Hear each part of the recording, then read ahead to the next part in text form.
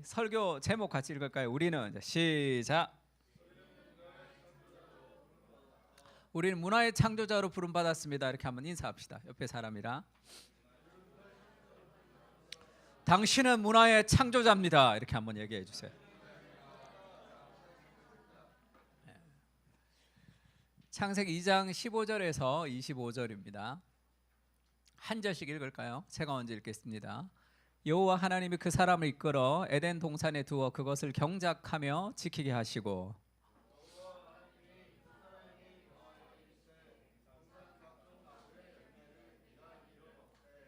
선악을 알게 하는 나무의 열매는 먹지 말라. 네가 먹는 날에는 반드시 죽으리라 하시니라.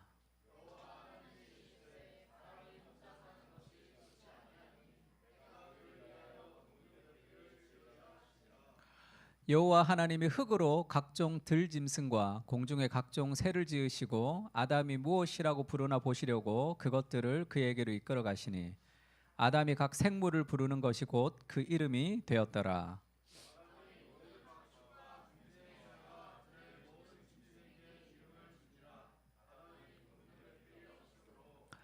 여호와 하나님이 아담을 깊이 잠들게 하시니 잠들매 그가 그 갈빗대 하나를 취하고 살로 대신 채우시고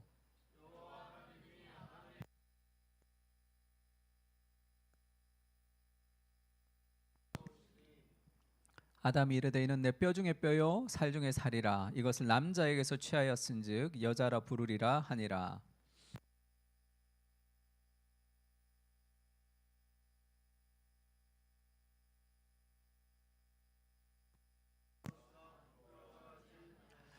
아멘. 우리가 이제 창세기를 계속 보고 있는데 에덴 동산이죠. 여호와 하나님이 동방의 에덴의 동산을 창설하시고 그 지으신 사람을 거기 두시니라. 이렇게 에덴을 하나님이 창조하셨습니다. 그러니까 사람을 거기에 두었는데 에덴이 이제 어떤 곳인가 할 때 에덴은 어떤 곳이죠? 에덴은 죄가 없는 곳이지만 완벽하거나 완성된 천국은 아니다라는 걸 좀 알아야 돼요.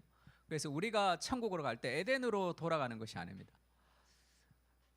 에덴은 죄가 없지만 완벽하거나 완성된 곳이 아니다라는 것을 어떻게 알 수 있냐 하면 이렇게 알 수 있죠. 우리가 에덴 동산을 보면 하나님이 자기 형상대로 사람을 창조하셨는데 생육하고 번성하여 땅에 충만하라, 땅을 정복하라, 바다의 물고기와 새와 땅에 움직이는 모든 생물을 다스리라 이렇게 얘기했잖아요. 경작하고 다스리는 삶을 통해서 에덴을 더 나은 단계로 발전시키는 것. 그러니까 완벽한 곳이 아니죠. 죄가 없는 곳이지만 인간의 노동을 통해서 인간의 참여를 통해서 에덴을 더 나은 곳으로 발전할 수 있도록 하나님이 만든 거예요. 그래서 우리가 동양 사상에서 얘기하던 무릉도원 같은, 그래서 천국이라는 것이 복숭아 따먹고 신선 노름하면서 일을 하지 않는 곳이 아니라 일하는 곳입니다. 인간의 참여를 통해서 더 나은 단계로 나가는 곳으로 하나님이 세상을 창조했다는 것을 좀 이해해야 되는 거죠. 그래서 우리에게 맡기신 일이 있는 거예요. 그거를 문화명령이라고 얘기합니다. 땅을 정복하고 다스리라 했던 하나님의 형상을 가지고 한 것을 이거를 문화명령 이렇게 이제 얘기하죠. 그러니까 원래는 우리가 이제 외국에 있는 신학을 많이 따오기 때문에 cultural mandate예요.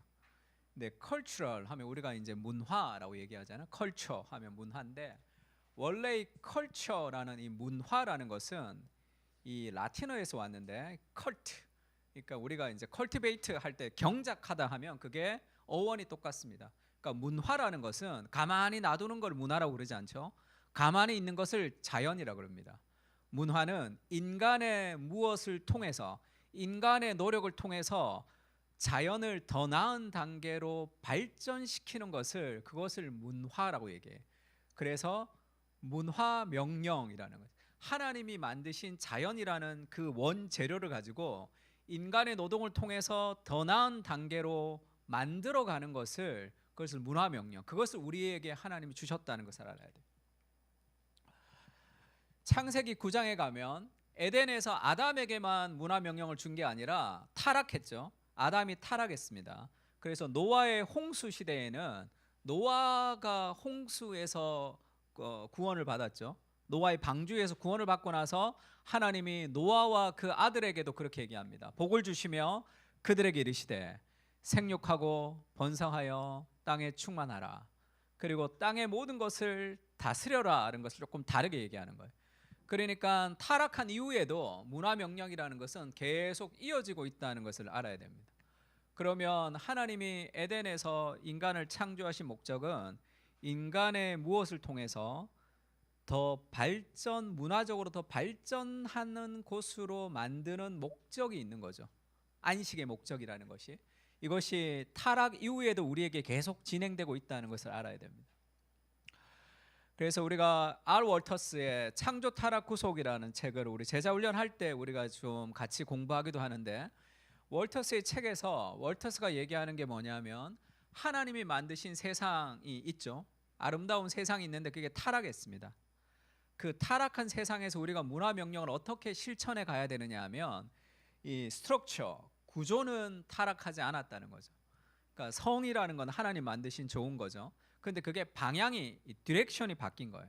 좀 타락한 본성을 가지고 그걸 다르게 쓰는 거죠. 권력이라는 것은 하나님이 주신 좋은 겁니다. 근데 그것을 자기의 이익을 위해서 잘못 쓰는 거죠. 그러니까 세상에 있는 하나님이 만드신 구조는 그대로 있는데 방향이 타락했다는 거예요. 그래서 그 구조에서 방향을 바꾸어 가는 것이, 그것이 문화 명령이다. 그렇게 이제 월터스가 얘기했습니다. 굉장히 좋은 구조죠. 그러면 우리가 살아가는 직장 생활, 가정 생활, 사회 생활, 수많은 삶의 영역들이 있는데 거기에서 방향이 바뀐 거예요. 우리가 이 땅을 왜 살아가느냐, 그 방향을 다시 창조의 원리를 따라 거꾸로 그 방향을 바꾸면서 살아가는 것이 우리에게 주어진 사명이고 문화의 명령이다. 그렇게 얘기합니다. 그래서 이 문화에 대해서 우리가 좀 이해를 잘 해야 되는데, 문화 명령을 어떻게 실천하는가에 대해서 문화 참여라는 개념이 있습니다. Cultural Engagement라는 문화 참여라는 개념이 지금까지 나온 문화의 이론 중에는 가장 성경에 가까운 이론이다. 저는 그렇게 생각합니다. 그러니까 우리가 이제 문화 명령을 가지고 우리가 세상을 바꾸면서 살아가는 그런 존재로 지음을 받았는데, 이 미러슬럽 볼프라는 사람이 광장의 선 기독교라는 책이 있습니다. 이게 이 퍼블릭 페이스, 공적 신학이라는 거예요. 그러니까 우리가 신앙생활을 할 때 세상과 어떤 관계를 가져야 되는가에 대해서 그렇게 얘기했습니다. 두 개의 노와 하나의 예스가 있다는 거예요. 두 개의 노가 뭐냐? 하나는 문화 변혁, 트랜스포메이션, 문화를 내가 바꿔버리겠다는 거예요. 세상을 우리가 완전히 변화시키겠다라는 문화 변혁은 노 하는 거예요. 그건 기독교적 정신하고는 맞지 않다. 두 번째는 문화의 적응, 똑같이 세상 사람과 똑같이 사는 거, 그것도 노 하는 거예요. 두 가지가 노고, 마지막으로 문화 참여, 인게이지먼트 하는 이 참여에 대해서는 예스라고 얘기하고 싶다는 거예요. 그러면서 문화 참여라는 것은 같이 한번 읽을까요? 문화 참여란, 시작.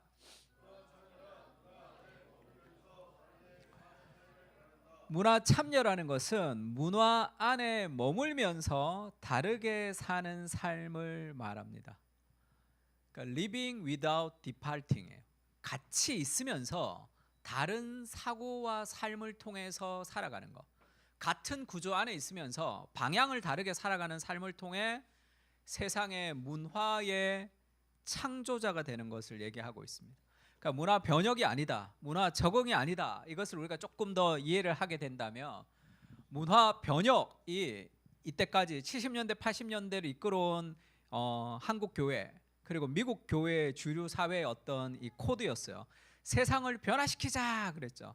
그래서 저희도 어릴 적에 교회에서 마지막 찬양은 이 세상은 날이 갈수록 악해져 가고, 이런 찬양이 있었어요.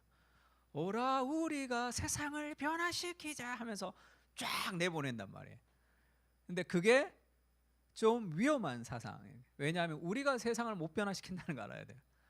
그러니까 내가 세상을 변화시킨다, 우리가 세상을 변화시킨다고 하면 그것은 다 패배주의가 됩니다. 그래서 어느 대학의 구호죠. Why not change the world? 왜 세상이 변화시킬 수 없는가? 왜 세상이 바뀌지 않는가? 이 구호는 너무 좋은 구호예요. 좋은 구호인데 이것을 그래 우리가 세상을 변화시키자라고 뛰어들면 거대한 세상 앞에 위축되면서 이 계란으로 바위치기 같이 다 패배주의로 끝이 나게 됩니다. 그래서 Why not change the world를 내가 할 수 없지만 하나님이 함께 하셔서 세상이 변화된다고 문화 참여의 개념으로 생각하면 괜찮아요. 근데 문화의 변혁이라는 개념으로 가지면 그건 좀 위험해집니다. 그럼 어떤 현상이 있냐 하면 세상과 교회를 이원론적으로 분리시킨단 말이에요. 그러면 이런 현상들이 있죠. 봉은사는 하나님의 땅이 됐다고 찬양 인도자 학교라는 그런 어떤 이 찬양 인도자 학교라는 세미나가 있었습니다. 찬양 인도자 학교라는 그곳 출신 사람들이 이 절에 가서 찬송을 막 하는 거죠. 손 들고. 왜? 봉은사는 하나님의 것이거든요. 그래서 막 이 땅이 하나님의 것이라는 땅 밟기 기도 이런 거를 막 했단 말이에요.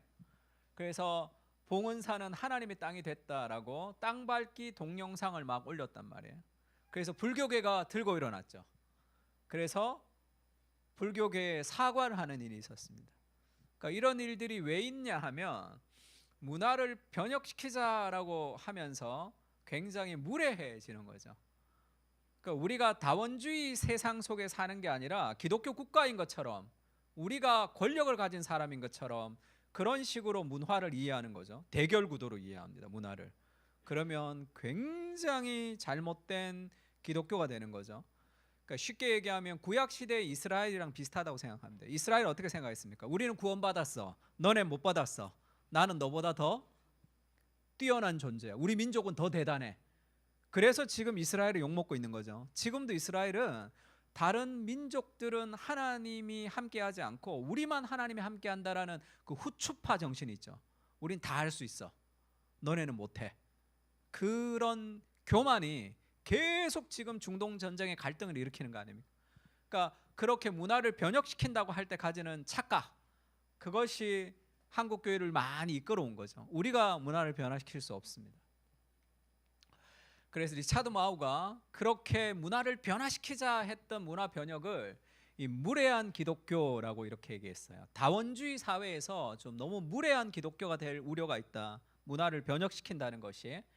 그래서 하나님이 장차 승리할 것이 확실하다고 해서 마지막 날에 예수님이 승리하게 될 거죠. 하나님이 승리할 것이 확실하다고 해서 마치 우리가 악에 대한 승리를 이미 획득한 것처럼 행동해도 좋다는 뜻은 아니라는 거예요. 예수님과 같이 되는 것은 그 승리를 주장하며 나아가 우리에게 마땅히 속한 것을 넘겨받는 것이 아니다. 왜 세상을 변화시키지 못하는가? 예수님이 승리하신 세상에 우리가 가서 세상에 깃발을 꽂는 것이 아니죠. 그게 아니라 그것은 우리 주님이 승리하신 결과를 보장하셨다고 확신하는 가운데 하나님 우리와 함께 하셔서 결국은 승리할 것이라는 보장을 확실히 가지면서, 그러니까 그리스도의 고난에 참여할 수 있는 거죠. 오늘 우리가 희생하고 섬길 수 있단 말이에요. 그 방식, 예수님의 방식이죠. 예수님이 이 땅에 오셔서 나 하나님의 아들이야. 너네 권력 다 필요 없어. 그리고 세상을 뒤집지 않잖아. 십자가에 죽는 희생을 통해 세상을 변화시키는 거죠. 왜? 완전한 승리가 보장돼 있잖아요. 그래서 우리가 이 무례한 기독교가 되는 게 아니라 그 문화 변혁이라는 것이 잘못 우리에게 들어왔을 때 자칫 무례한 기독교가 될 수 있습니다. 그러니까 오늘날의 교회가 욕을 먹는 이유가 뭐냐면 사람들이 교회를 어떻게 생각하느냐 하면 이기적이고 무례하다고 생각하는 경향이 굉장히 많죠. 지하철에서 소리를 지르면서 전도한다거나 그런 일들이 있는 것은 어떤 기본적인 예의에서 벗어나는, 그러니까 종교라는 것, 신앙이라는 것은 굉장히 비이성적일 수 있는, 비상식적일 수도 있는 그런 위험성이 있는 거죠. 십자군 전쟁 같이. 아브라함 카이퍼가 이런 얘기를 한 적이 있습니다. 우리 인간의 삶의 모든 영역에서 만유의 주제이신 그리스도께서 나의 것이다라고 외치지 않은 영역은 한치도 없습니다. 이걸 영역 주권이라고 그러죠. 아브라함 카이퍼가 온 세상은 다 하나님의 것이라 한 평도 하나님의 것이 아니다라고 말할 수 있는 것은 없다. 모든 영역이 하나님의 주인이다. 맞는 말이죠. 맞는 말입니다. 이거를 믿는다고 하지만 그것을 믿는다고 이거 다 하나님 거야 이렇게 얘기해서는 안 된다는 거죠. 그 방식이 무리해서는 안 된단 말이에요. 그래서 리차드 마우가 아브라함 카이퍼가 데레사 수녀를 만나다 이런 파트를 이렇게 책 제목을 그렇게 쓴 적이 있어요. 아브라함 카이퍼가 모든 영역이 하나님의 것인데 그걸 어떤 방식으로 해야 되느냐 하면 이 데레사, 마더 데레사 같이 해야 된다는 거예요. 데레사가 이렇게 얘기했습니다. 처음 대학을 졸업하고 그 인도 캘거타에 와서 사역을 하는 그 사람에게 이 데레사가 처음 얘기하는 게 있어요.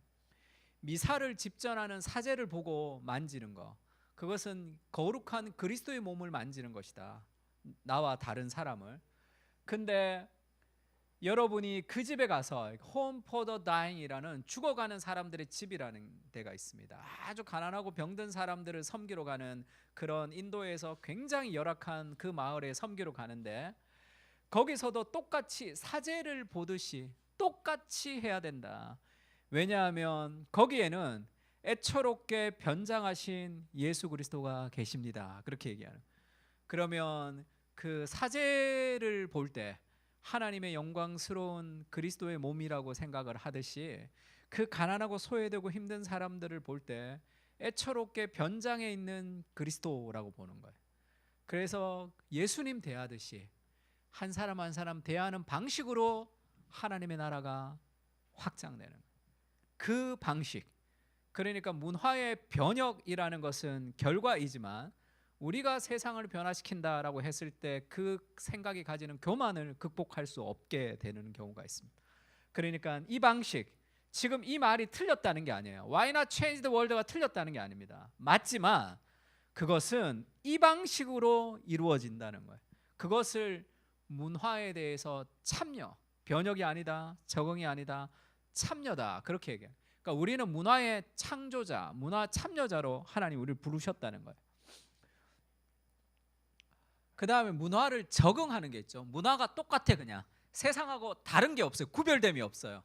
그냥 동네 사람들 만나서 얘기하면 걔나 나나 똑같은 생각을 가지고 똑같이 사고하고 똑같이 살아가면 우리가 문화를 창조할 수 없죠. 문화를 바꿀 수 없습니다. 그러면 세상과 똑같이 사는 거예요. 그냥 어떤 차별도 없으면 안 됩니다. 똑같은데 달라야 돼요. 똑같은데 사고와 삶이 달라야 되는 삶이죠. 머물지만 다르게 사는 삶이 좀 필요합니다. 예전에 이 미국의 그 맥마너스라는 그런 젊은 목회자가 모자이크 처치라는 아주 유명한 교회를 했습니다. 나이트 클럽에서 교회를 시작했어요. 그래서 그 나이트 클럽에 춤추러 오는 사람들이 춤추러 오지 말고 하나님을 예배하자 그래서 나이트 클럽에서 그 예배를 하고 그 다음에 이렇게 여러 가지 이제 댄스 음악 같은데 찬송가를 이렇게 성경 구절을 넣어서 막 그렇게 이제 찬양하기도 했습니다. 뭐 어쩌면 뭐 다가가는 것으로는 좋을 수 있겠죠. 그러나 우리가 그 세상의 문화에 교회가 맞춘다고 그들에게 복음이 전해지는 것은 아니에요. 그래서 우리도 그걸 많이 따라서 했습니다. 쿵따리 샤바라 노래가 막 클론이 나왔을 때 그걸 가지고 뭐 모두 다 예수께 나와 춤을 춰 이러면서 막 이렇게 막 그렇게 이제 교회에서 하기도 했어요. 근데 그것이 무언가 그러면 이 쿵따리 샤바라를 나이트에서 막 그 춤추던 사람들이 교회에서 이런 걸 하니까 문화적으로 너무 좋다고 오지는 않잖아요. 그러니까 그렇게 문화에 적응해 간다고 뭔가 되는 것은 아니에요. 그럼 끌려가게 됩니다. 이 세상을 사랑하지 말라 이렇게 얘기하죠. 세상에 있는 것과 우리는 좀 다릅니다. 그러니까 문화에 적응한 문화와 친구가 되는 거. 예수 믿지 않는 사람과 내가 같이 지나는데 전혀 구별됨이 없으면 그것도 문제죠. 완전히 구별되는 것도 문제죠. 머물면서 다르게 사는 것. 그것이 우리가 추구하는 문화의 참여죠. 그 다음에 또 한 가지는 문화를 외면하는 거죠. 거의 극단적으로는 아미시 공동체 같이 이 사람들은 기계를 안 씁니다. 마차 타고 다녀요. 자동차도 안 타고 다닙니다. 전화기도 안 쓰죠. 왜냐하면 이 기술 사회가 이게 나쁜 거라고 생각하는 거죠. 문화라는 자체를 나쁘다고 생각하는 거예요. 그러니까 그거를 안 하는 거죠. 그러면 문화를 변화시킬 수 없죠. 세상의 빛으로 살아갈 수가 없잖아요. 그냥 구별되는 거죠. 나는 죄 안 지을 거야, 이렇게 이 구별되는 문화를 외면하는 기독교, 이원론이 되는 거죠. 그것도 우리가 바람직하다고 하지 않습니다. 이원론으로 문화를 외면하는 사상과 정치와 동떨어져야 한다는 사상은 가장 정치적인 형태다, 이렇게 얘기했죠. 야, 정치 같은 거는 우리가 전혀 신경 쓰면 안 돼. 교회는 정치는 더러운 거야 라고 이렇게 동떨어지게 되면 정치는 아주 악한 것이라는 메시지를 전달하는 거죠. 이미 그게 가장 정치적인 행위가 되는 거죠. 그 떨어져서 어떻게 살아갈 수 있습니까? 문화와 떨어져서 우리가 살 수가 없어요. 그러니까 문화를 변화시키자라는 것도 위험하고 문화와 똑같이 살아가는 것도 위험합니다. 아무 차별성이 없이. 그리고 문화는 나쁜 것이야 라고 동떨어지는 것도 우리에게 하나님이 주시는 명령이 아닌 거죠. 그러면 문화를 참여해야 되는데, 문화 참여라는 것은 같이 한번 읽을까요? 시작. 문화를 참여한다는 것은, 문화 참여라는 것은 새로운 문화를 창조하는 겁니다. 새롭게 창조하는 거예요. 우리가 문화를. 그것을 앤디 크라우치가 컬처 메이킹 이렇게 얘기했습니다. 컬처, 문화를 메이킹, 만드는 거죠. 우리는 컬처 메이커, 문화를 창조하는 사람으로 하나님이 부름을 받았죠. 우리가. 그래서 문화의 비방, 이건 세상 드라마, 이거 안 좋아, 이게 안 좋아, 뭐 이렇게. 정치는 이게 안 좋아, 이게 안 좋아. 그러면 어둠을 저주해서는 세상이 바뀌지 않아요. 빛을 비춰야지 어둠이 물러갑니다. 비방, 비평, 그 다음에 문화를 소비하는 거, 문화를 모방하는 것이 아니라 문화를 변화시키는 유일한 방법은 더 많은 가치 있는 문화를 창조해내야 돼요. 새롭게 만들어야 되는 거죠. 그렇지 않고서는 문화가 달라지지 않습니다. 그러니까 문화의 생산자가 돼야 돼요. 돈 버는 사람도 그렇게 얘기하죠. 부의 추월 차선에서 얘기하는 게 뭡니까? 그냥 직장 생활에서 돈을 잘 못 번다. 추월 차선. 돈을 정말로 추월 차선을 가지고 돈 많이 벌려면 뭐 해야 된다 그래? 생산자가 되라 그러잖아요. 그거 당연한 말 아니에요? 무언가를 만들어 생산자가 돼야지 뭔가가 될 수 있겠죠. 그러니까 우리가 문화를 소비하거나 문화를 비판하거나 문화를 적응하거나 모방하거나 이렇게 살아가야 되는 게 아니라 우리는 새로운 문화를 창조하는 창조자로 하나님이 우리를 부르심을 받았단 말이에요. 그것을 알아요. 세상이 어두운 이유는 새로운 문화를 창조하는 사람들이 창조적으로 문화를 만들어가지 않아서 그런 거죠. 문화를 어떻게 창조해야 되느냐 하면 하나님이 그렇게 얘기합니다. 같이 읽을까요? 여호와 하나님이 시작.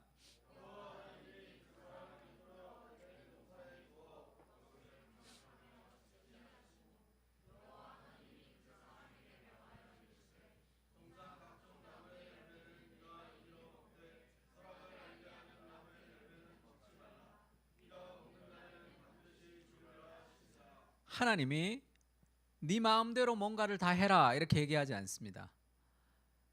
하나님이 그에게 명령하시죠. 근데 동산의 각종 나무 열매는 네가 임의로 먹되, 임의라는 것은 마음대로라는 뜻이에요.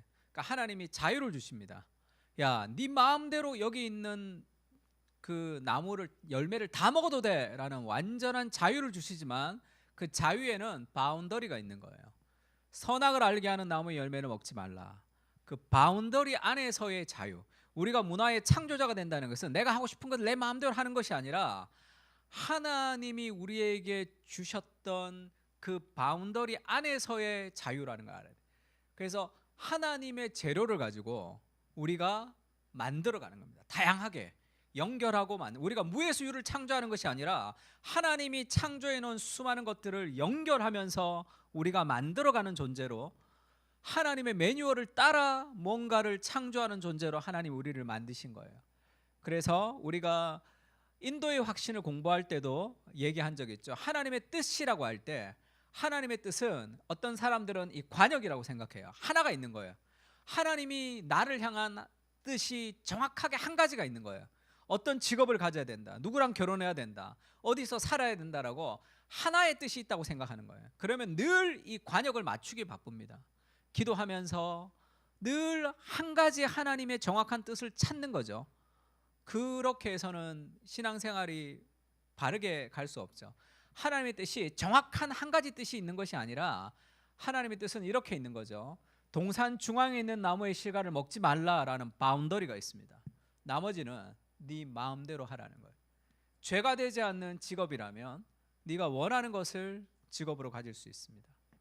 예수님이 믿는 사람을 만난다면 너가 좋아하는 누구랑 결혼해도 가능하죠. 바운더리 안에서의 자유가 있는 거예요. 그러니까 이 자유를 누려야 되지만 하나님의 바운더리가 있다는 걸 알아야 돼. 그것을 통해서 문화를 창조해야 되는 거죠. 그러려면 하나님의 말씀을 자꾸 들어야 돼요. 그것이 우리 안에 어떤 새로운 창조성을 계속 만들어냅니다. 창조라는 게 뭐예요? 연결이죠. 인간의 창조라는 것은 다 연결입니다.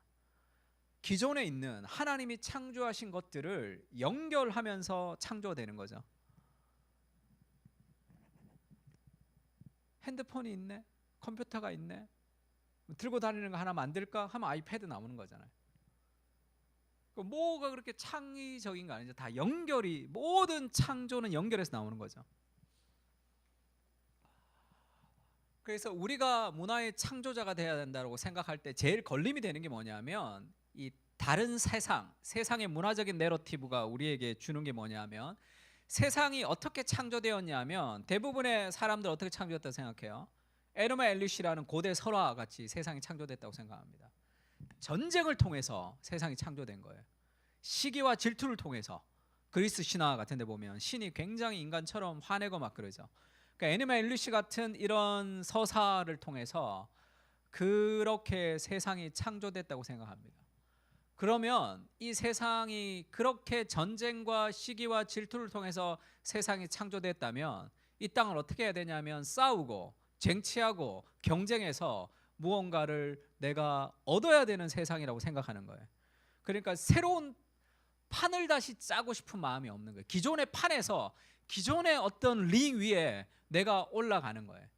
다른 판, 다른 게임 룰을 바꿔요. 게임을 체인지하는 사람으로 우리가 살아야 되는데 그렇지가 않은 거죠. 왜냐하면 세상이라는 판 속에 경쟁의 구도를 통해서 우리가 뭔가를 해야 된다는 창조의 하나님을 믿는 게 아니라 에르마 엘리시 같은 그런 창조 설화들이 우리 안에 계속 쌓여져 있는 거죠.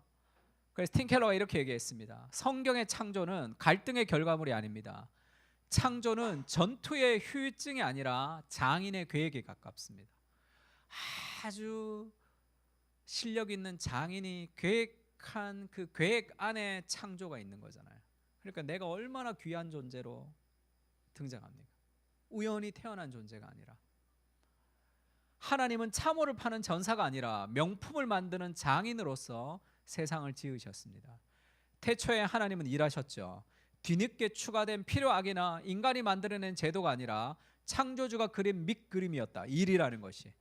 주님은 순전한 기쁨을 얻도록 일을 지으셨다는 거예요. 그래서 우리의 문화의 창조자가 되어서 기쁨을 세상 가운데 공급하는 사람으로 우리가 지음을 받았다는 것을 알아야 돼요. 수많은 경쟁 속에서 내가 막 아둥바둥 해야지 내가 거기에 붙어서 조금이라도 내 밥그릇을 하나 먹고 살지에 대한 그렇게 창조된 존재가 아니라 세상을 창조해서 기뻐하셨던 하늘의 기쁨을 세상 가운데 공급하는 문화의 창조자로 우리가 부름을 받았다는 거예요. 하나님은 우리의 공급자가 되시지만 우리 또한 그분을 위해 일한다는 사실을 암시한다. 하나님이 창조했지만 우리를 동참시키죠. 하나님의 형상을 주고 땅을 다스리고 정복하라. 하나님이 하셨던 일을 우리와 함께 하시겠다는 거예요. 우리를 이 대리자로 만드는 거예요. 대사로 만드는 거죠.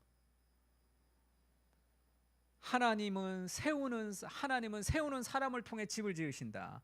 일꾼의 수고를 통해 인류에게 먹을 거리를 베풀어 주신다. 여호와께서 성을 세우지 아니하시면 세우는 자의 수고가 헛되며 여호와께서 성을 지키지 아니하시면 파수꾼의 깨어 있음이 헛되도다. 이걸 좀 다르게 해석하면 어떻게 하죠? 집을 세우는 사람을 통해서 하나님이 함께 하셔서 집을 세우죠. 성을 지키는 사람을 통해서 하나님이 함께 하심으로 성을 지키시는 거잖아요. 아무도 집을 안 세우고 아무도 성을 안 지키는데 하나님이 혼자 거기서 지키는 게 아니잖아요. 하나님이 우리를 통해서 세상 가운데 하나님의 역사를 이루시겠다는 거죠. 하나님이 어두운 현실에 혼돈과 질서가 없는 그 세상 속에 빛이 있으라 하시며 빛이 있었던 그 하나님의 질서의 역사를 우리와 함께 이 혼동 속에서 그 질서를 만들어내겠다는 거죠. 그것이 우리가 부르심을 받은 삶의 목적입니다. 그 마음을 가지고 다른 게임을 하면서 살아야 돼요. 근데 여전히 세상이 말하는 그 링 위에 우리가 올라가는 거죠. 그거는 잘못된 출발부터 잘못됐죠. 에르마 엘리시 같은 그렇게 우리를 불안과 두려움과 경쟁과 그렇게 우리를 몰아넣는 세상 속에서 살아가는 거죠. 그러면서 성경 읽으면서 어떤 생각이 들죠? 현실은 너무 힘든데 성경은 너무 이상적이다. 그게 아니라 성경을 통해서 현실을 바꾸는 겁니다. 생각을 바꾸는 거예요. 내가 게임 체인지로 부름을 받았다는 거 알아야 돼요. 이 판에서 고통하는 사람들에게 다른 세상이 있다는 것을 알려주는 그런 문화의 창조자로 부름을 받았다는 것을 알아야 됩니다.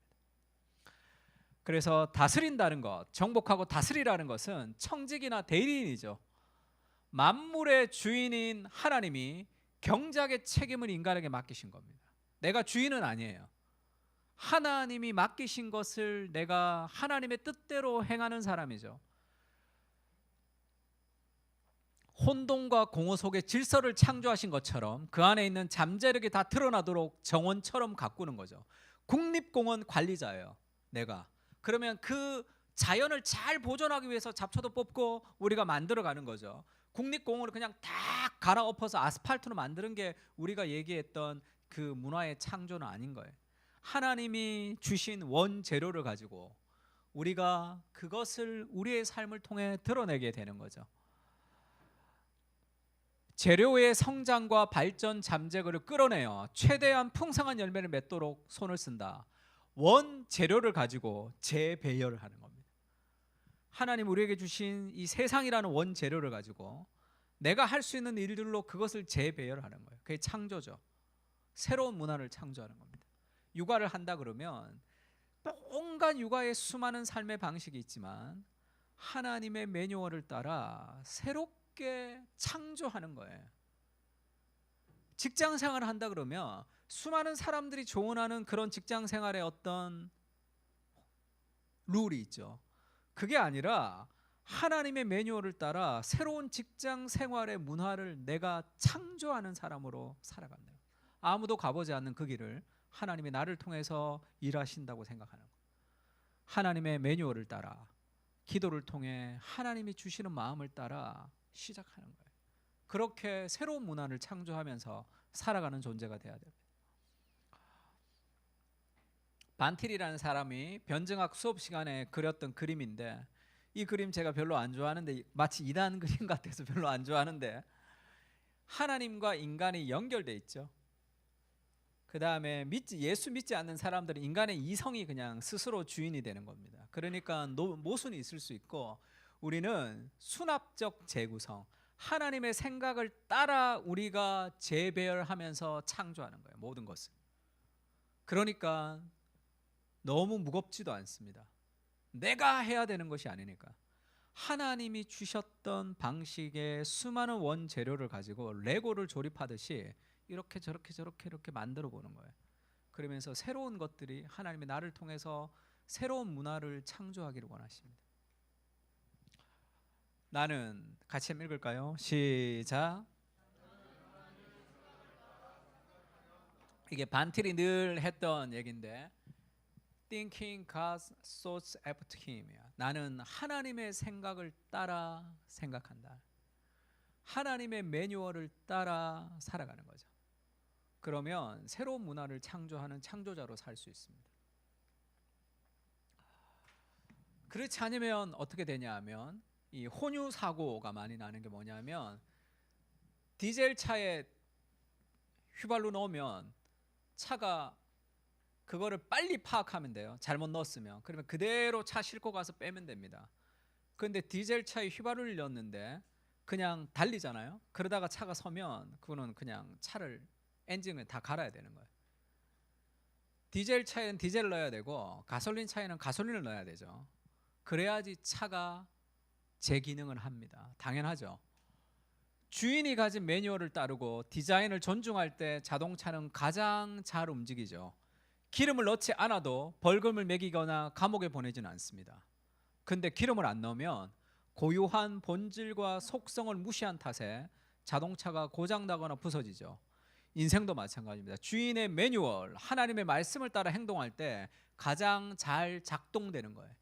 주인의 매뉴얼을 따라 문화를 창조해야 되는데 주인의 매뉴얼을 따르지 않고 세상이라는 필드 속에 내가 막 갖다 맞추려고 하니까 너무 힘든 거예요. 다 힘들다고. 내가 그렇게 부름을 받은 존재가 아니기 때문에 그렇습니다. 무언가 문화를 창조해 나간다는 생각이 들면 힘들어도 힘들지가 않아요. 왜? 뭔가가 진행되고 있거든. 세상이 왜 이래? 나라가 왜 이 모양이야? 아무것도 하지 않으면 계속 욕만 해요. 무언가 세상의 변화를 위해서 작은 것이라도 기여를 하게 되면 소망이 생깁니다. 그렇게 부름을 받은 거죠. 우리가 문화의 창조자로, 문화의 참여자로. 그것이 우리라라는 그 확신이 좀 있어야 돼. 그 부름의 확신이 있어야 돼. 이찬수 목사님 YY 부흥 보고서라고 옛날 중고등부 할 때 쓰신 책이 있습니다. 제가 그런 얘기 한번 들었어요. 고등부를 맡았는데 자기가 고등부를 맡았는데 대구에서 올라와서 사투리 쓰는 그런 전도사가 고등부를 맡았는데 그 전에 누가 맡았냐면 서울대 법대를 나오신 정말 똑똑한 이 골든 마우스라는 별명을 가진 그런 목사님이 그 앞에 있었어요. 황금의 입, 설교를 정말 잘하는 거예요. 설교 엄청나게 잘해. 근데 그 다음에 자기거든. 그러니까 너무 이렇게 차이가 나잖아요. 그래서 사람들이 너 그 목사님이 하던 대로 따라해야 된다. 그러니까 굉장히 딱 봐도 좀 어눌하게 생겼으니까 그 목사님 하던 대로 해라. 바꾸지 말고. 거기가 너무 잘했기 때문에. 근데 자기가 한 일주일, 2주일 예배 드려보니까 그렇게는 못하겠다는 거예요. 너무 설교도 잘하고. 자기는 그렇게가 안 되거든요. 그래서 찬미 500을 다 사서 줬대요. 그러면 찬양을 엄청 많이 불렀다는 거예요. 그리고 설교를 짧게, 너 내일 시험 치지? 그럼 설교 5분 만에 끝내줬대. 그리고 애들이 막 다 자니까 오늘은 주기도문으로 예배를 시작하겠습니다. 원래 주기도문으로 끝내야 되는데, 그러니까 워낙 좀 이렇게 목사님이 좀 약간 덜 떨어져 보이니까 오늘은 주기도문으로 예배를 시작하겠습니다. 그러니까 옆에 있던 애가 사도신경, 목사님 사도신경 막 가르쳐 주더래. 뭐 일부러 뭐 예배도 이렇게 했다 저렇게 했다가 애들 다 자니까. 그러면서 주보에다 이 자기가 총각이었으니까 전화번호를 써서 줬대요. 24시간 전화해라. 언제든지 내가 전화를 받는다. 그러니까 애들 강남에 있는 애들이 얼마나 스트레스 받습니까? 집에 가면 엄마 있어서 전화 못 하니까 밤 11시 12시 전화 온대요. 근데 그때는 공중전화가 있던 시절이라 전사님 지금 뒤에 줄 서서 내가 좀 기다렸다 또 전화할게요. 그러면 한 30분 뒤에 또 전화한대 애들이. 그리고 새벽 3시에도 전화 오면 전화 받고 잔대요 그냥. 그러면 애들이 한참 얘기하다가 전사님 내 얘기 들어요? 이러고 또 잔대. 근데 와보면 애들이 변화돼 있고 그렇다는. 그러면서 하나님은 나를 쓰시는 거지 어떤 방식이 정해져 있는 것은 아니다. 왜냐하면 그 방식은 내가 못하는 방식이잖아. 똑똑하지도 않고 그렇게 설교를 잘하지도 않고 내가 있는 나의 방식으로 새로운 문화를 창조하는 거죠. 거기 따라가려 했으면 부서가 다 망했을 거예요. 동기를 부여하는 지도자 리오 야임스 얘기도 한번 한 적 있죠. 내비게이터 선교회라는 선교회의 1대 회장은 도슨 트로트맨이라는 어마어마한 사람이었습니다. 트럭 운전사 하다가 예수를 믿은 사람이에요. 그 사람은 모든 사람을 임파워링 했어요. 만나면 그냥 다 힘을 얻었대. 그 사람을 만나면 그냥 뭐 안녕하세요 이 정도가 아니야. 그냥 완전 에너지. 그래서 뭐 그 사람 만나면 다 힘을 얻었던 어마어마한 사람입니다. 그래서 그 사람이 죽을 때도 누가 요트에서 떨어졌는데 그 이 사람을 이렇게 위로 올려서 물에 빠져서 죽었어요. 사람을 살리고.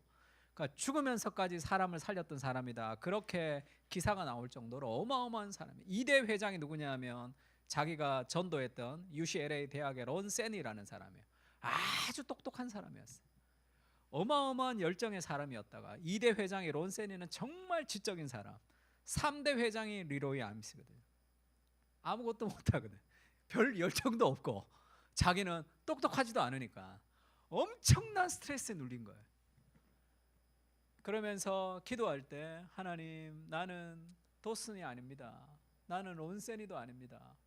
나는 오하이에서 올라온 촌놈 리로이입니다. 그렇게 막 우는데 하나님이 그렇게 깨달음을 주셨다는 거예요. 아, 그래. 나는 도슨도 아니고 리로이도 아니지. 나는 오하이에서 올라온 촌놈 리로이지 라는 걸 알았어요. 그래서 도슨도 리더십에 대한 책을 못 썼고 론세니도 리더십에 대한 책을 못 썼는데 리로이 알미스만 책을 쳤어요. 아주 유명한 책이죠.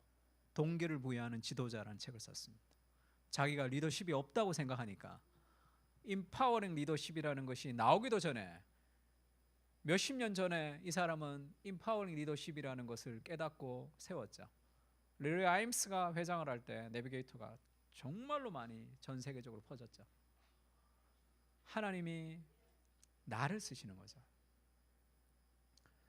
내가 문화의 창조자로 내 방식대로 세상의 방식으로 자꾸 가려고 하니까 삶이 힘든 거예요.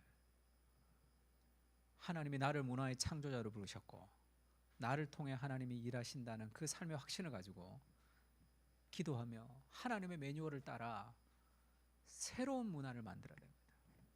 직장에서, 가정에서, 학교에서 새로운 방식을 따라 일하는 거예요. 어떤 일일지는 잘 모르겠습니다. 하나님 주시는 거예요. 그렇게 내가 다른 삶을 살겠다고 생각을 해야 돼요.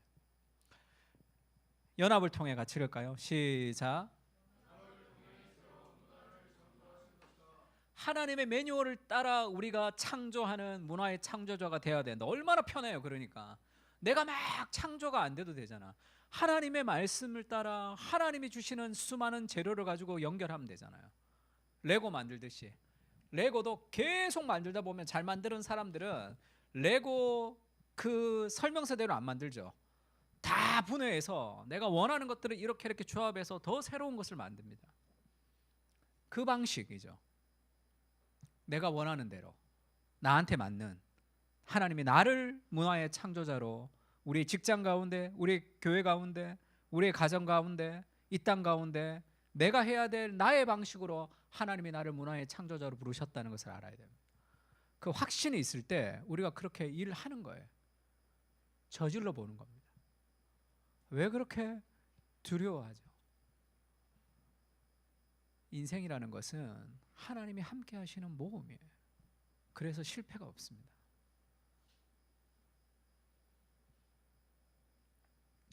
바운더리 안에 자유가 있는 거예요.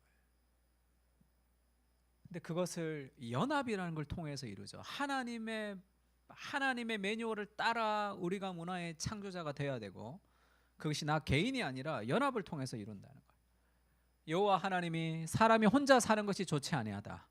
그래서 돕는 배필을 지었죠. 그래서 이 돕는 배필을 통해서 함께 일하는 거죠.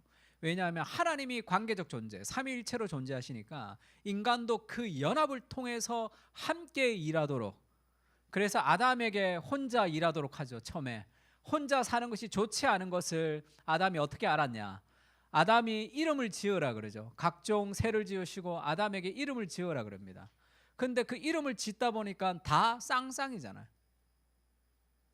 나만 혼자네, 그걸 느끼죠. 그리고 깊이 돕는 배필이 없으므로 아담을 깊이 잠들게 하고 하와를 하나님이 창조하셨습니다. 내 뼈 중에 뼈요 살 중에 살이라. 오브 더 오브는 히브리 문학에서 최고급을 얘기하는 거예요. 그 최상의, 그 함께 연합을 통해서 문화를 창조하라는 거죠. 함께 창조하는. 그래서 인간은 혼자 무엇을 성취하는 것에 진정한 만족이 있을 수 없습니다. 함께 연합을 통해, 공동체를 통해, 팀워크를 통해 일하는 것이 더 큰 기쁨이 있을 수 있어요. 근데 문제는 인간의 타락으로 관계라는 것이 어려워졌단 말이에요. 그 관계성을 만들어가는 것이 문화의 창조자입니다. 우리가 부부사랑학교 이번 주에 읽었는데, 이번 주 부부사랑학교 읽을 때 목적이 있는 결혼, 열정이 있는 결혼이라는 파트였어요. 결혼한 지 몇 년쯤 지났는데 크리스찬 부부가 결혼했는데 너무 행복하게 좋은 믿음 있는 두 사람이 결혼을 했는데 몇 년이 지났는데 그런 생각이 든다는 거예요. 삶에서 이 이상이 있지 않을까? 결혼 너무 좋았는데 뭔가 결혼이 나를 만족시킬 수가 없어. 서로 사랑하고 결혼했는데 이게 전부인가? 그러면 또 다른 걸 뭘 찾죠. 직업에서 뭘 찾거나 뭘 하거나 공부를 하거나. 근데 그것을 아무리 해도 만족이 없단 말이에요. 왜 그런가? 어떤 부부들은 관계의 함몰의 원인을 상대방에서 찾기도 하죠. 나 결혼을 잘못해서, 내가 이 사람 이 여자 잘못 만나서 내가 만족이 없다 이렇게 생각하죠.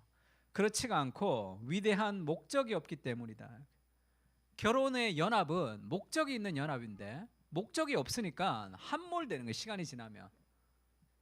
가족끼리 행복하게 잘 사는 거, 그게 목적이면 함몰되게 돼 있죠.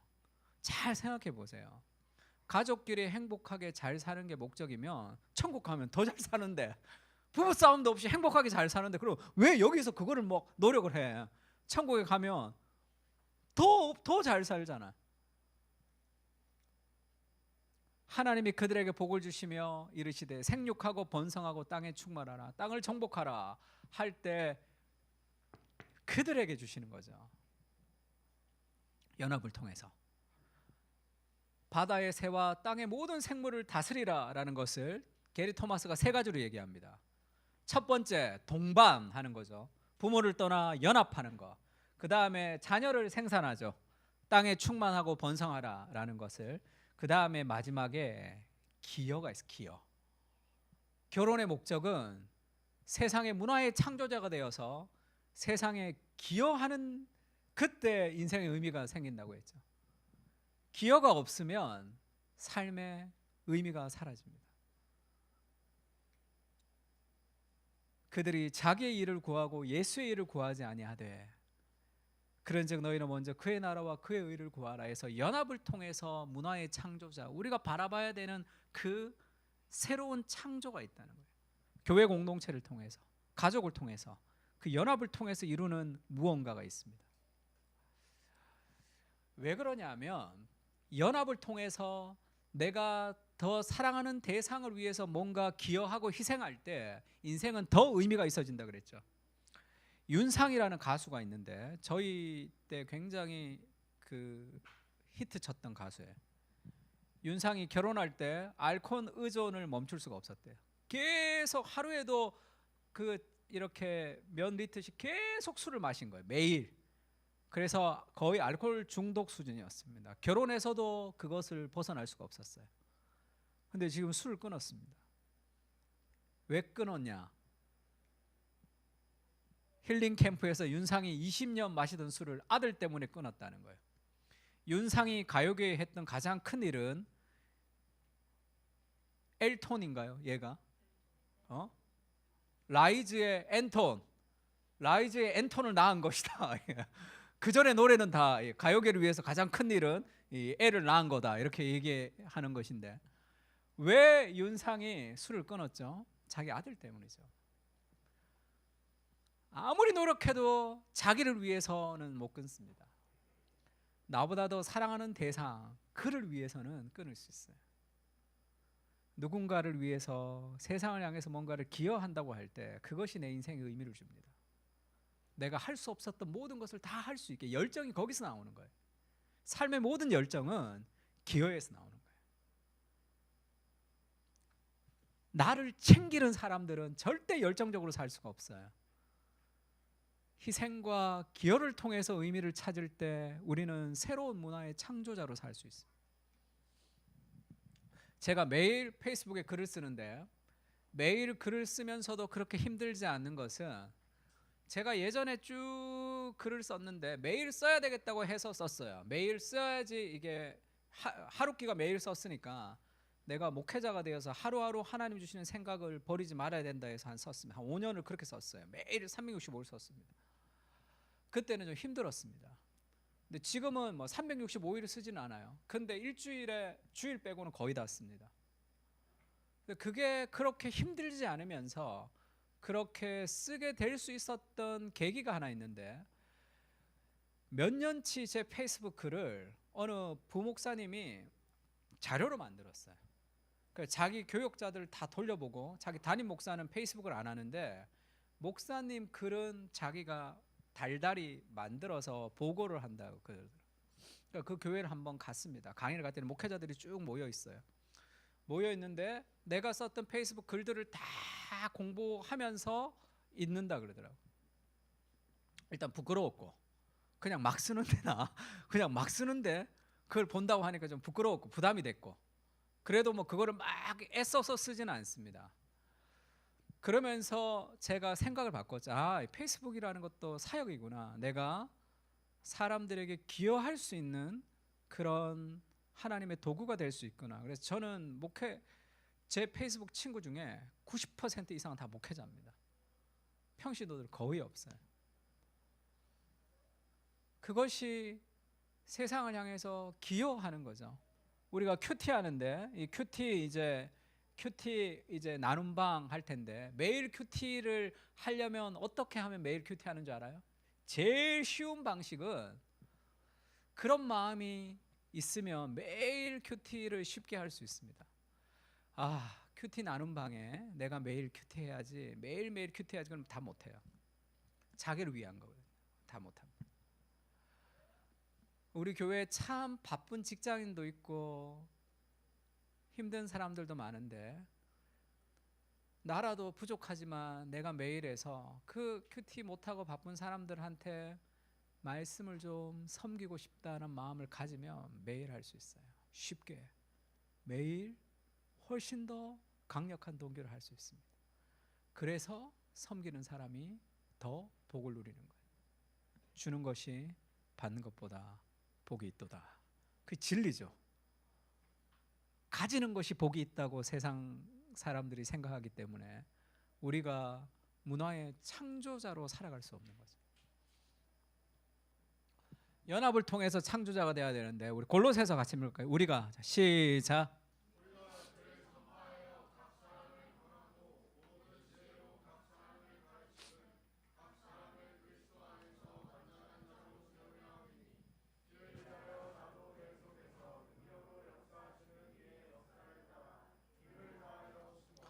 목사님, 목회 철학이 무엇입니까? 그러면 제가 이게 목회 대헌장 같은 거예요. 골로새서 1장 28절 29절. 바울이 그렇게 얘기합니다. 그 예수 그리스도를 전파하여, 바울의 목회의 목적이 뭐죠? 각 사람이 뭐죠? 한 사람 한 사람입니다.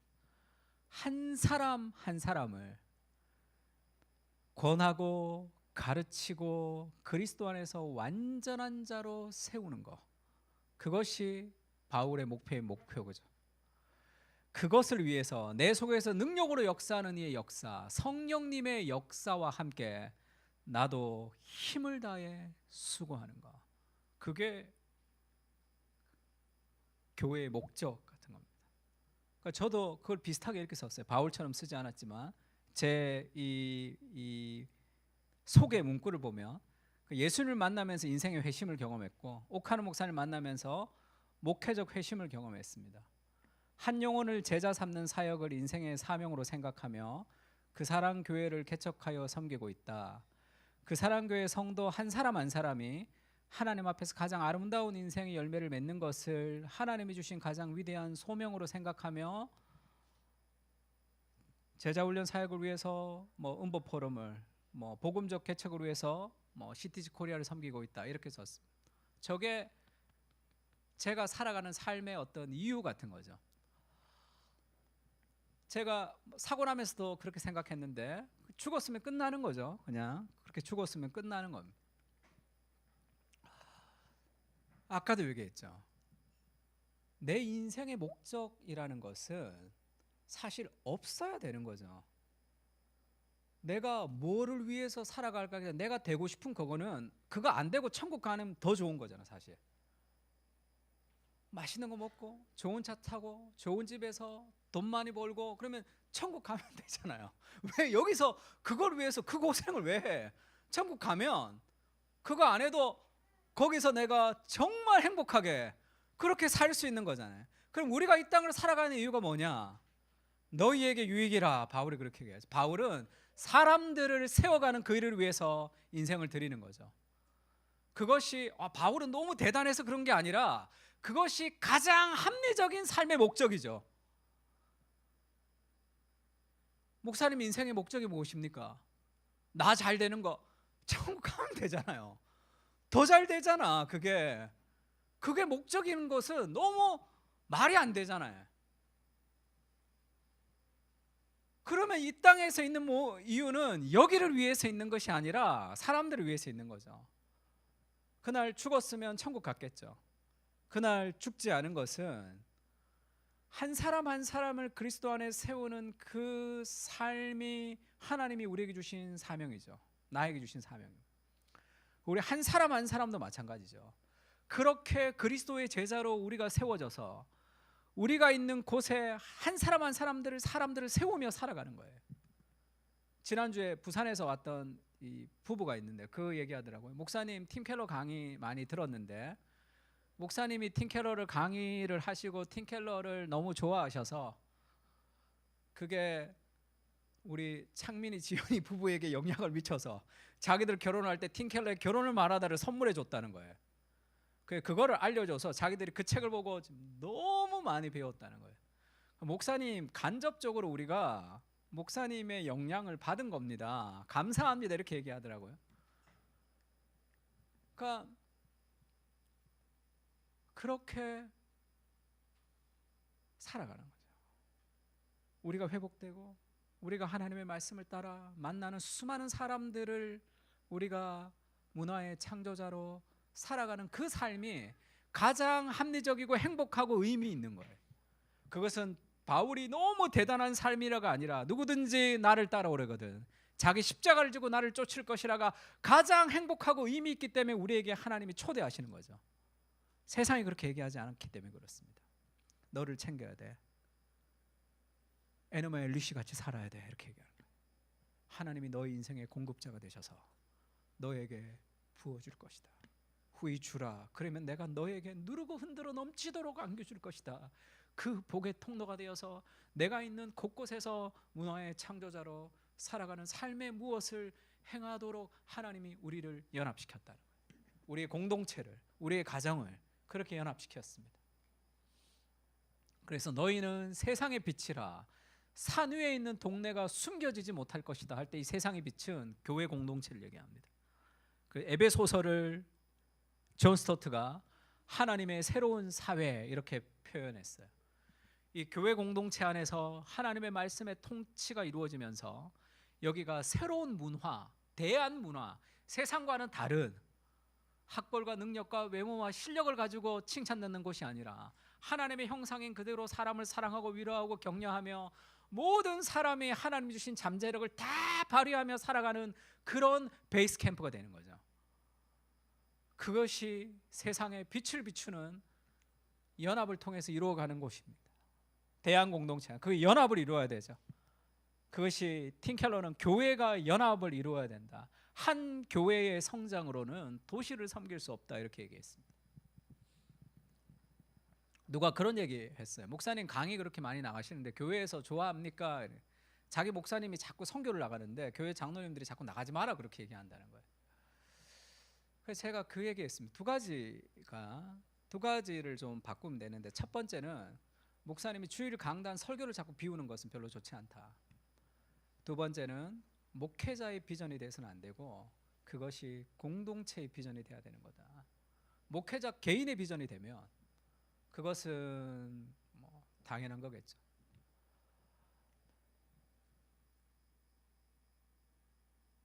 저도 어느 순간 목회자를 위해서 강의, 지난주 토요일에도 그 어떤 교회 목회자들 세미나 하고 왔습니다. 그리고 대부분 소그룹 리더십 세미나 자주 가죠.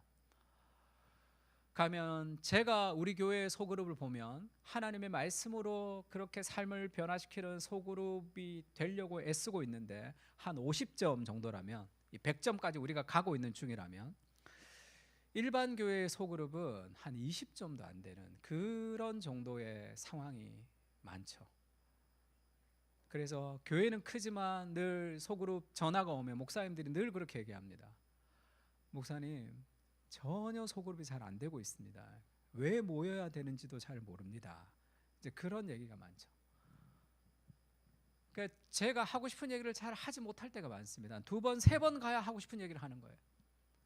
첫 번째는 왜 소그룹으로 모여야 되는지, 우리가 왜 교회 공동체가 중요한지, 그런 강의들을 하는 거잖아요. 저는 그것이 우리의 공동체가 건강해지고 또 우리가 함께 신앙생활하는 거예요. 함께 나가는 거죠. 함께 사역을 하고 있는 겁니다.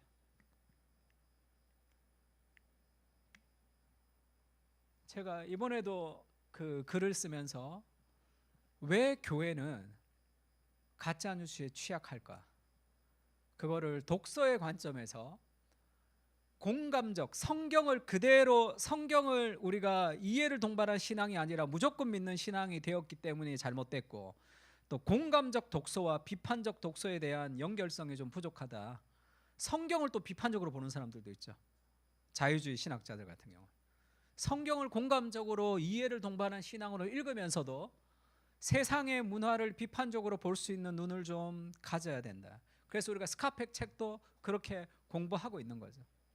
근데 이 글은 내가 왜 쓰게 됐냐면, 신방 가서 이렇게 얘기하다가 이제 목사님 왜 교회가 이렇게 가짜 뉴스에 취약할까요? 라고 나한테 이렇게 얘기 중에 그냥 이렇게 말씀을 들은 거예요. 그럼 그것이 어떤 질문이 내 안에 새겨진 거죠. 그럼 그걸 가지고 이렇게 생각하고 기도하면서 그거를 어떤 독서의 관점에서, 그 다음에 어떤 목회의 관점에서 그런 고민들이 이렇게 나오는 거잖아요. 제가 책을 썼는데 여기 베스트셀러라고 못 봤죠? 여러분, 제가 오늘 봤는데 베스트셀러라고 이렇게 막 붙여주는 것 같은데, 그래서 베스트셀러가 됐어? 내가 막 몇 권 팔리지도 않았는데 왜 베스트셀러가 됐는지는 모르겠습니다. 책을 내가 여러분들 한 권씩 다 드렸습니다. 내가 책을 썼으니까 한 권씩 다 드립니다라는 개념이 아니라 내 돈으로 드리는 거예요. 제가 인쇄를 안 받고 인쇄로 다 드리는 겁니다. 왜 그거를 하나하나를 다 선물하냐면, 뭐 교인들이 많지 않기 때문에 그것도 가능하겠지만, 이거는 내가 쓴 게 아니잖아요. 나 혼자 있으면 그거 쓰겠습니까? 그런 생각도 안 하지. 우리가 함께 고민하고 설교하고 대화하고 이야기하고 상담하고 그 삶의 과정 속에서 하나하나의 답을 찾아가는 거죠. 함께 우리가 쓰여진 거죠. 그렇게 내가 목회가 아니고 여러분 만나서 얘기하고 상담하고 고민하고 설교하지 않으면 그거는 나오지 않는 거잖아요. 그렇게 사역하는 거죠. 새로운 목회의 방식을 따라 수많은 사람들이 연합하고, 그래서 저는 수련회 같은 거 갈 때도 힘든 게 수련회만 하는 게 아니라 그 목사님들 만나요. 수련회 전에도 만나고 수련회 끝나고도 만납니다. 그 젊은 목사님 만나서 제가 얼마나 밥 많이 사주는지 모르죠. 저희 아내가 늘 그 사람들 당신보다 더 돈 많다고 늘 얘기해요. 그래서 뭐 강의하는 데마다 다 옵니다. 제가 일주일 동안 낮 시간에는 주로 목회자들이 자주 와요. 젊은 전도사들, 그 다음에 목사님들. 저는 그것이 새로운 문화를 창조하는 연합의 과정이라고 생각합니다. 함께 복음적인 공동체가 더 많아져야지 하나님 나라가 되는 거 아니에요. 함께 우리가 우리의 공동체를 통해서도 세상에 빛을 비추고, 그렇게 한 사람 한 사람의 삶을 통해서 이루어지는 그런 복음의 공동체가 되어야 되는 거죠. 그래서 우리는 세상의 빛이 되도록 대한 문화, 세상의 문화가 아니라 다른 문화, 다른 방식이 여기서 흘러가야 되는 거죠.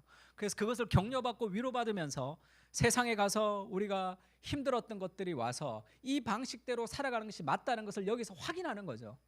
아, 믿음으로 살아가는 것이 맞구나. 그러면서 믿음으로 살려고 세상에 나가면 그게 잘 안 되잖아요. 이 시스템이 완전히 다른 세상 속에서 우리가 다시 와서 믿음으로 격려하며 다른 문화들을 창조하는 대한 공동체로 살아가는 겁니다. 그래서 성과 돈과 권력이 어떻게 비파괴적인 방식으로 사용될 수 있는지를 보여주는 공동체가 되는 거죠.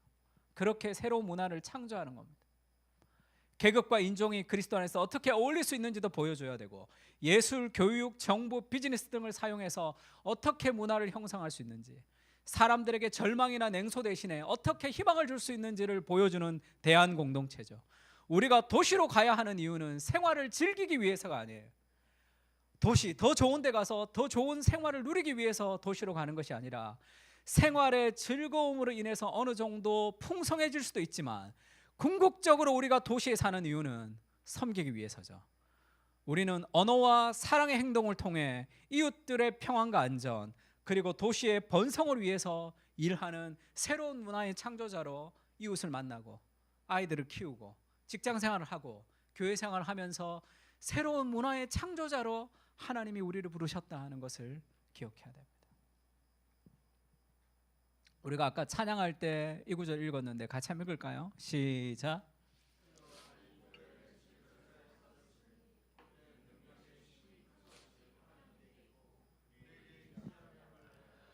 하나님이 나를 문화의 창조자로 부르셨다는 걸 알아야 됩니다. 아, 저는 부족한데요. 그게 교만이죠. 하나님이 하시겠다는데 왜 그걸 믿지 못합니까? 나를 통해 하나님이 하시는 것들을 행하면 됩니다. 지금 이 구절이 보배가 이 질그릇이 보배 안에 있고 심히 큰 능력이 하나님께 있고 우리에게 있지 아니하면 알게 합니다. 이게 어떤 구절에 연결되어 있냐면 이 구절에 연결되어 있습니다. 우리 빨간색 한번 읽을까요? 어두운 데 빛이 비치라. 시작.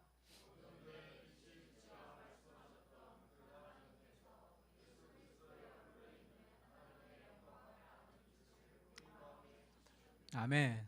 어두운 데 빛이 있으라. 이게 뭐죠? 창조죠.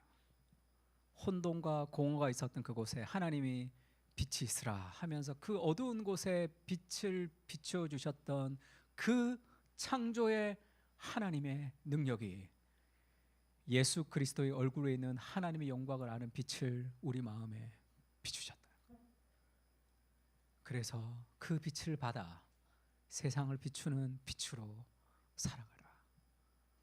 문화의 참여자로, 새로운 문화를 창조하는 컬처 메이커로 살아가는 거예요. 다른 삶의 방식. 육아와 직장과 가정과 교회와 사회를 살아가는 새로운 삶의 방식으로 살아가야 되겠다. 그래서 기도할 수밖에 없는 거죠. 하나님 우리에게 주시는 나를 통해서 일하시는 아이디어가 있습니다. 그것을 사용합니다. 그렇게 우리가 부름을 받았다. 문화의 창조자로 살아간다는 확신을 좀 가지고 하나님 앞에 좀 살아갔으면 좋겠습니다. 옆에 사람 한번 좀 다시 얘기할 거예요. 당신은 문화의 창조자입니다. 이렇게 한번 얘기 좀 해주세요. 네. 이렇게 나는 하나님이 정하신 문화의 창조자입니다. 그렇게 한번 얘기해 보세요. 시작. 네, 아멘. 같이 한번 찬양합시다.